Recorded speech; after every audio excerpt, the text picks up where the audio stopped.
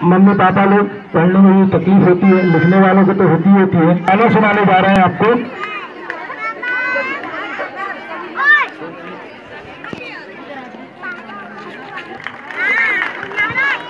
नमस्कार, मैं आप सबको स्वतंत्रता दिवस की हार्दिक शुभकामनाएं देना चाहता हूँ। हम सबके प्रिय स्वतंत्रता सेनानी श्री सुभाष चंद्र बोस जी को आज मैं कविता खून हस्ताक्षरी के माध्यम से याद करना चाहता हूँ। वो खून कहो किस मतलब का जिसमें उबाल का नाम नहीं, वो खून कहो किस मतलब का आ सके देश के काम नहीं, वो खून कहो किस मतलब का जिसमें जीवन में रवानी है, परबस होकर बहता है वो खून नहीं वो पानी है। उस दिन लोगों ने सही सही खून की कीमत पहचानी थी, जिस दिन बर्मा में सुभाष ने मांगी सबसे कुर्बानी थी। बोले आजादी के खातिर बलिदान तुम्हें करना होगा, बहुत जी चुके जग में लेकिन आगे मरना होगा। आजादी के चरणों में जो जयमान चढ़ाई जाएगी वह सुनो तुम्हारे शीशे पे फूलों से गूंथी जाएगी। आजादी का संग्राम कहीं पैसे पे खेला जाता है या शीश कटाने का सौदा है नंगे सिर झेला जाता है। यूं कहते कहते वक्त की आंखों में खून उतर आया, मुंह रक्त वर्ण हो उठा, दम की उनकी रक्तम काया। अजानू बाहू ऊंची कर बोले तुम रक्त मुझे देना, इसके बदले में भारत की आजादी तुम मुझसे लेना।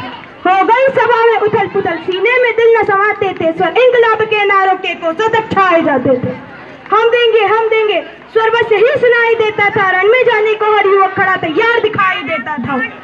बोले सुभाष, यूं बातों से मतलब नहीं सरता है, यह लो कागज वो आगे है जो इस पे हस्ताक्षर करता है, इसको भरने वाले को अपना सर्वस्व समर्पण करना होगा, माता के चरणों में अपना तन मन धन जन जीवन अर्पण करना होगा। पर यह साधारण पत्र नहीं, आजादी का परवाना है, इस पे तुम्हें अपने तन का कुछ उज्जवल रक्त गिराना है।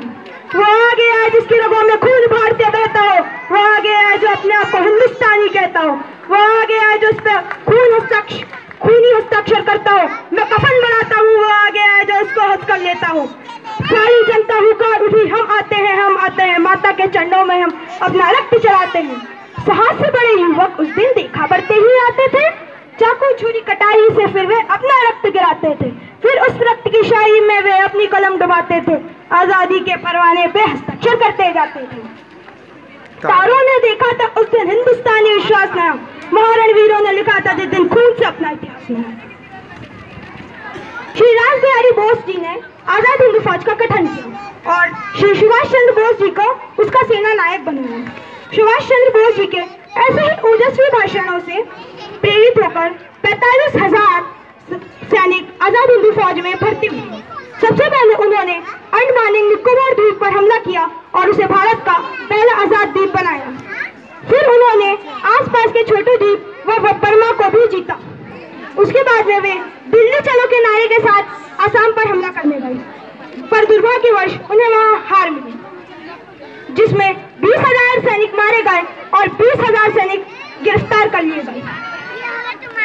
उनके खिलाफ लाल किले में खुलेआम बगावत हुई, जिसकी वजह से भारतीय सेना बगावत कर बैठी और ब्रिटिश आर्मी को भारत को आजाद करना पड़ा। मुझे अपना समय देने के लिए और मुझे सुनने के लिए शुक्रिया। जय